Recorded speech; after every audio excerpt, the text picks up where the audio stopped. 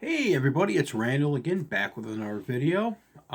So back in the late 80s, early 90s, when Comedy Central, which was then the Comedy Channel, I believe it was called, or Comedy Network, was one of the two. They had several great shows to start off. They had like Higgin Boys and Gruber. The Rachel Sweet show was a good one. One of my favorites was a show called Short Attention Span Theater. Now, what Short Attention Span Theater was, it had a host. I think they rotated a host for a while.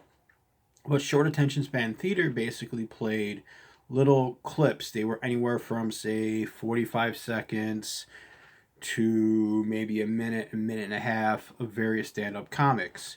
Dennis Wolfberg, the late great Dennis Wolfberg, a man who I wish some of his HBO specials would be released in CD form. Guy was a genius.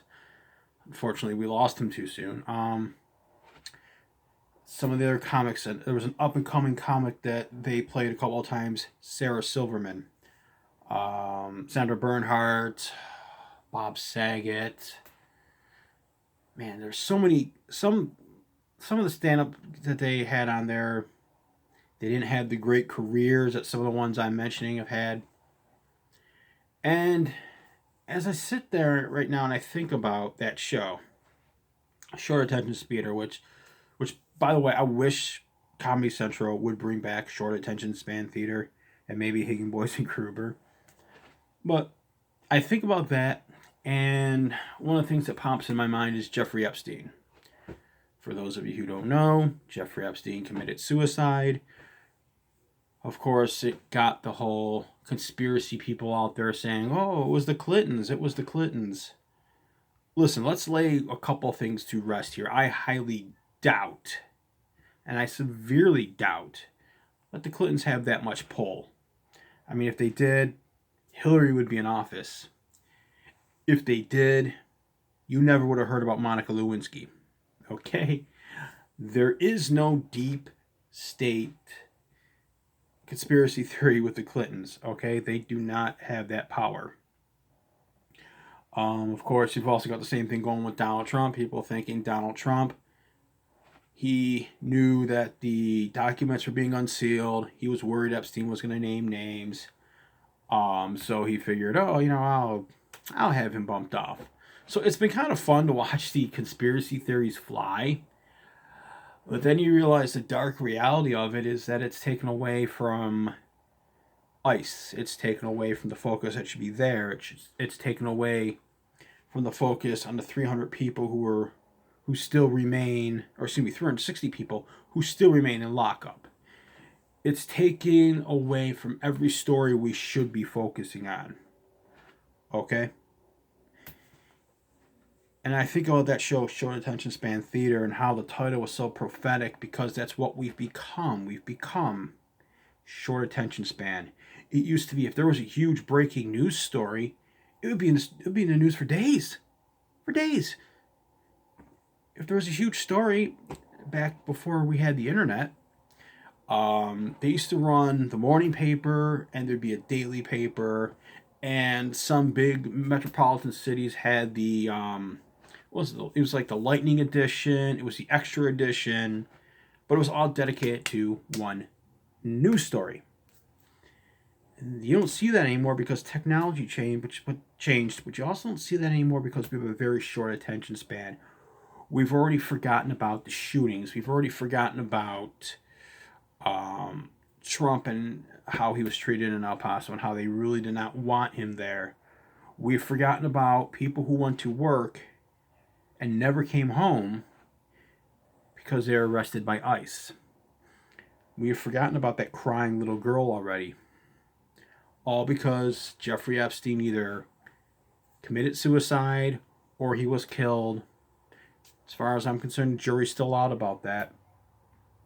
But it shines a light, it shines a spotlight on how we have become such a short attention span society. And we always wonder, why don't we get things done in this country? Why, when they protest in, say, Hong Kong, is there change made? Why, when they protest in Canada, is there change made? It's because they're not short attention span societies. They are driven, they are focused.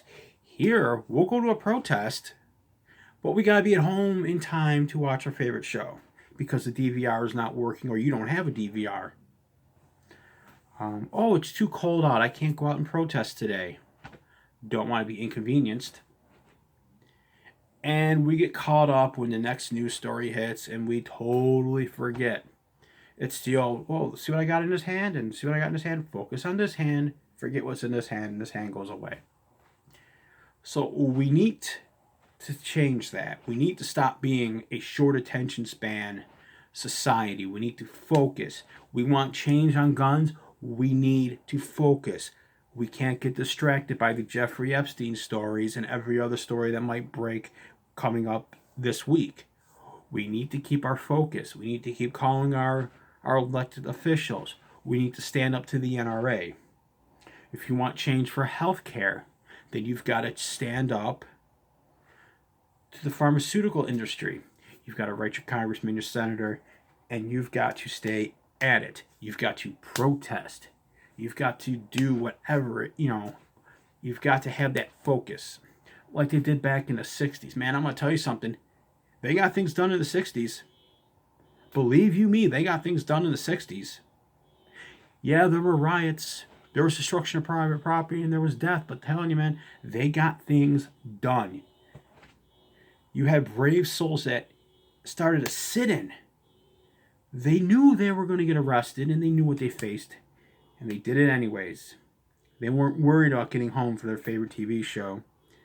And nobody forgot about them the next day.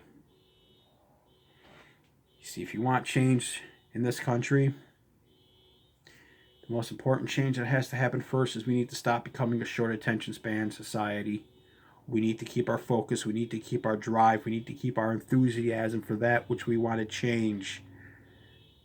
Because as sure as I'm standing here and as sure as you're watching this video right now, I guarantee you that if we do not change, that if we do not stop becoming a short attention span society, none of the change that we wish to see happen will occur. That's it. I will see you next time. Have a good day, have a good night, and a better tomorrow.